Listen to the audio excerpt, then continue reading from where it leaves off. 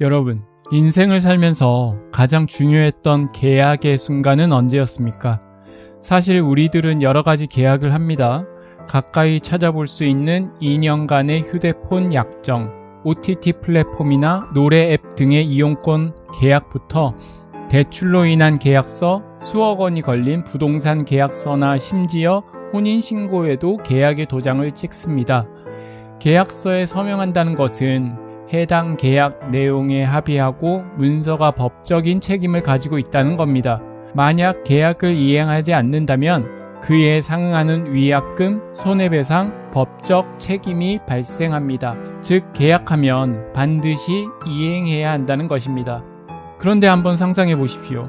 만약 이 우주를 창조하신 전지전능하신 하나님께서 여러분 앞에 직접 나타나셔서 내가 너를 끝까지 책임지겠다라며 계약서를 내밀며 피해 인주로 도장을 찍는 장면. 하지만 오늘 우리가 펼쳐볼 성경 출애굽기 24장에는 3500년 전 음산한 광야 한가운데서 하나님과 한 민족 사이에 체결된 절대로 깨어지지 않는 영원한 계약식이 기록되어 있습니다. 안녕하세요. 세상의 무대 위에 하나님의 말씀을 던지다 무대 위에입니다. 오늘 출애굽기 24장에 나타난 피해 계약식을 통해 흔들리는 여러분의 인생을 굳건하게 붙들어줄 영원한 약속의 비밀을 나누고자 합니다. 그리고 그 고대의 약속이 오늘을 살아가는 나와 여러분에게 어떠한 의미가 있는지 살펴보겠습니다. 그럼 그 역사의 현장 속으로 들어가 보시죠. 장엄하다 못해 무거운 정적이 흐르는 시내산 아래 약 200만 명의 이스라엘 백성들이 숨을 죽인 채 정상을 바라보고 있었습니다. 불과 얼마 전까지 그들은 이집트의 지독한 강제 노역 속에서 짐승만도 못한 취급을 받으며 태어난 아기마저 나일강에 던져야 했던 절망적인 노예들이었습니다. 하나님께서는 그들의 비명소리를 들으시고 오직 하나님의 주권적인 은혜로 10가지 재앙을 내려 이집트를 꺾으셨습니다. 새로운 땅으로 가는 여정 동안 홍해를 가르는 기적으로 그들을 건져내시고 사막에서 물, 고기와 만나를 공급하며 불기둥과 구름기둥으로 인도하며 시내산에 당도합니다. 산 위에는 빽빽한 구름과 번개 그리고 번쩍이는 불꽃 가운데 하나님의 거룩한 임재가 산 전체를 흔들고 있었습니다. 그곳에서 하나님은 모세에게 말씀하십니다. 1절과 2절 너는 아론과 나답과 아비후와 이스라엘 장로 70명과 함께 여호와께로 올라와 멀리서 경배하고 너 모세만 여호와께 가까이 나오고 그들은 가까이 나오지 말며 백성은 너와 함께 올라오지 말지니라. 지금 하나님께서는 모세와 아론의 아들들 그리고 12지파를 대표하는 70명의 장로 등 산으로 부르셨습니다. 그리고 더 이상 가까이 오지 말라 선을 그으신 거죠. 오직 중보자인 모세 단 한 사람만 하나님 바로 앞까지 나올 수 있었습니다. 왜일까요? 절대적으로 거룩하신 하나님 앞에 죄로 오염된 인간이 함부로 나아갔다간 그 거룩하심의 불길에 사멸될 수밖에 없었기 때문입니다. 구약시대의 백성들이 하나님의 거룩한 이름을 입에 담는 것조차 두려워했습니다. 입 밖으로 하나님의 이름조차 부를 수 없었습니다. 하나님과 대면하고 내려온 모세는 하나님께서 주신 십계명과 도덕법, 사회법, 절기, 규례들을 백성들에게 알려줍니다. 여러분, 성경을 읽다 보면 레위기나 출애굽기의 법률 조항에서 지루함을 느끼시죠?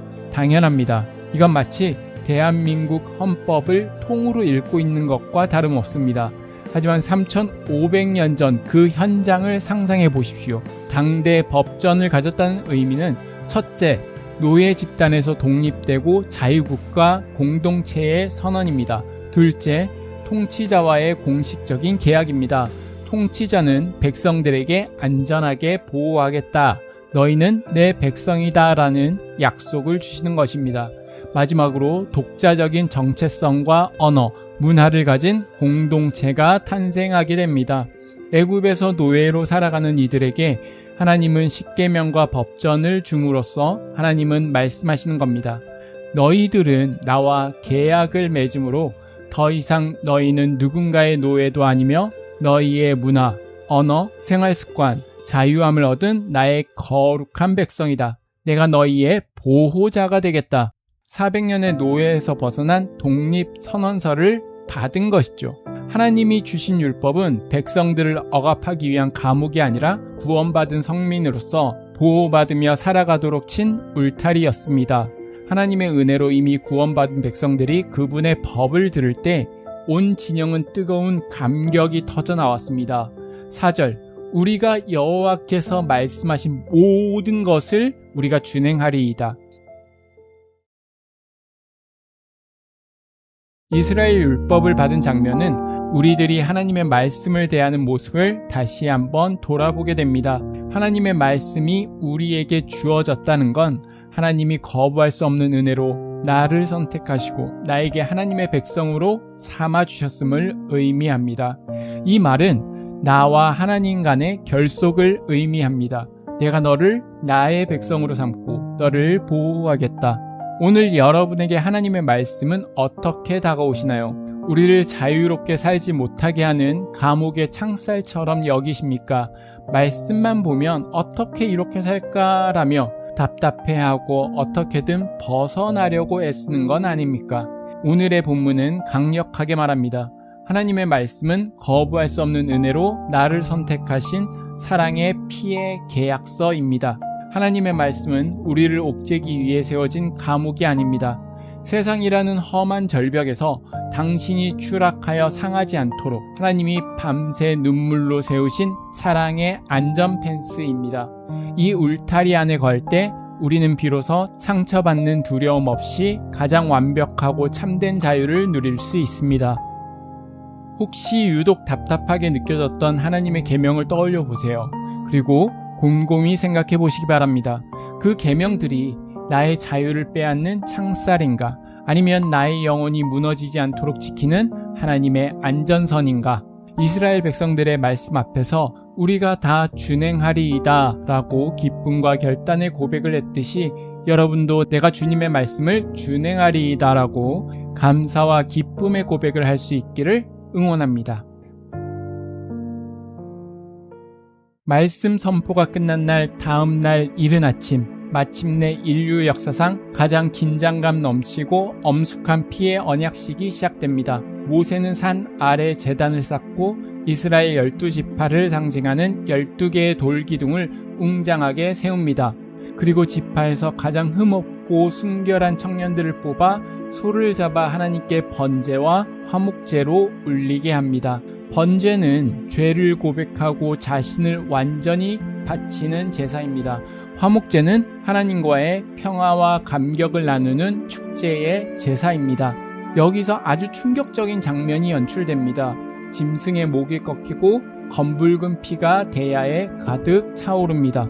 모세는 이 양동이에 담긴 피의 절반을 취하여 하나님의 임재를 상징하는 제단에 거칠게 뿌립니다. 그리고 백성들에게 다시 한번 언약서를 읽어준 뒤 남아있는 핏물 대야를 들고 200만 백성에게 향해 나아갑니다. 그리고 모세는 그 피를 취해 백성들의 머리와 옷 위에 뿌리기 시작합니다. 상상해 보십시오. 하늘에서 핏방울이 비처럼 흩날리며 백성들의 하얀 옷을 붉게 물들이는 그 숨막히는 정적과 전율.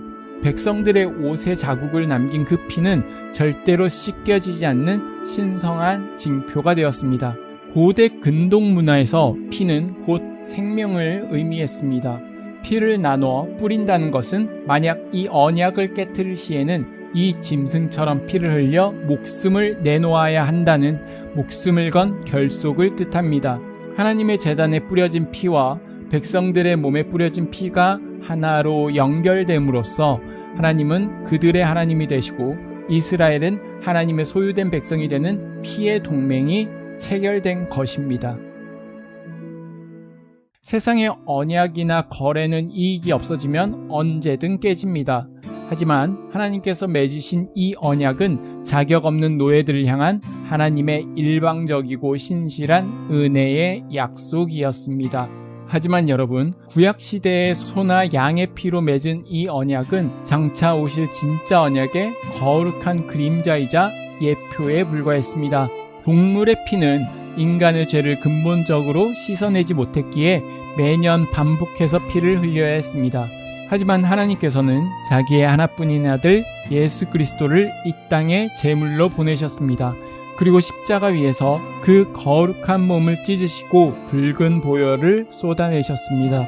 마가복음 14장 24절에서 예수님은 성만찬을 통해 선언하셨습니다. 이것은 많은 사람을 위하여 흘리는 나의 피, 곧 언약의 피니라.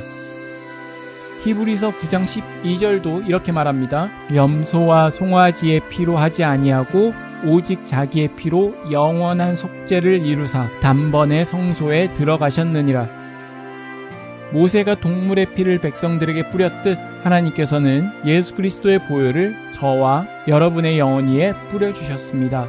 구약시대에는 거룩하신 하나님이 두려워 감히 나아가지 못하고 멀찍이 서 있었지만 이제는 십자가 보혈의 공로를 힘입어 우리 모두가 만인 제사장이 되어 하나님 보좌 앞으로 담대히 나아갈 수 있게 되었습니다. 누구든지 예수 그리스도를 내 삶의 구주로 영접하는 자마다 그 어떤 악한 영도 그 어떤 세상의 시련도 결코 끊을 수 없는 영원한 새 언약의 주인공이 되는 것입니다. 사랑하는 시청자 여러분, 오늘 출애굽기 24장에 피의 언약이 우리에게 던지는 강력한 단 하나의 진리가 있습니다. 피로 새겨진 하나님의 언약은 결코 깨어지지 않으며 그리스도의 보혈 안에 거하는 자는 세상 그 무엇도 흔들 수 없습니다. 지금 여러분의 삶을 짓눌러 오고 있는 인생의 무게는 무엇이었습니까? 불확실한 내일 때문에 밤잠을 이루지 못하고 계십니까? 혹은 나의 초라함과 거듭되는 죄의 실수 때문에 하나님이 나 같은 사람도 사랑하실까라며 낙심하고 계십니까? 기억하십시오. 하나님과 여러분의 관계는 여러분의 어설픈 자격이나 행위로 유지되는 것이 아닙니다.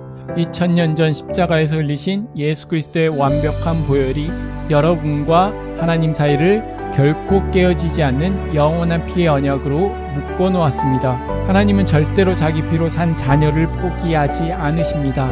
이제 우리가 해야 할 일은 단 하나입니다. 나를 위해 자기 목숨을 내어주신 그 십자가 보혈의 사랑을 온전히 믿고 오늘 내 삶의 자리에서 백성들이 외쳤던 그 순종의 고백을 드리는 것입니다.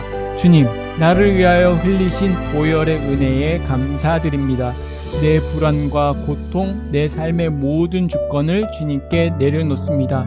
이제 내 뜻이 아닌 주님의 말씀에 순종하며 살아가겠습니다. 내가 여호와의 말씀을 준행하리이다. 낙심하지 마십시오. 두려워하지 마십시오. 그 보혈의 약속을 붙들고 나아갈 때 하나님께서 여러분의 삶을 마땅히 보호하시고 광야 같은 세상 속에서 약속의 땅으로 가장 선하게 인도하실 것입니다. 보혈의 언약 안에 있는 여러분은 이미 승리자입니다. 세상이란 무대 위에 담담하게 주님의 은혜의 보좌 앞으로 나아가 자신이 감당해야 하는 삶의 무대 위에 승리하는 여러분이 되시기를 응원합니다.